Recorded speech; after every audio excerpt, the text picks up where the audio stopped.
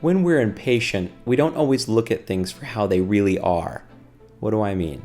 Well, there was a man that was discouraged. He felt that everything he tried, it just failed. But the thing was, he never would try anything too long. He said he learned his lesson. When nothing seems to help, I go and look at a stone cutter hammering away at his rock, perhaps 100 times, without as much as a single crack showing in it, the man said. Yet, the 101st time, it'll split it in two. And I know that it was not that blow that did it, but all that had gone before. What a wise man. He learned his lesson. He realized that it wasn't just the one single blow that cracked it in half, but it was all of that work before it, all of those individual blows before it that no one had ever seen. Creating your speech and then practicing it is the same exact way. We only see the speech when you give it.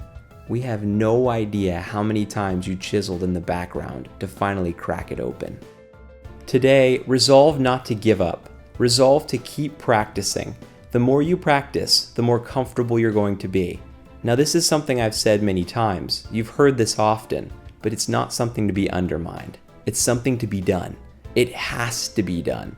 In fact, I will go so far as to say practicing is one of the most underrated skills that you can have, but yet one of the most valuable skills that you could ever achieve. When it comes to public speaking, if you spend half of your time practicing as much as you do creating, you're going to get somewhere.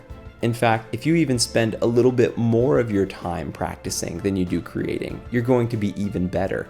The more you practice, the more confidence you'll get. The less you'll get distracted.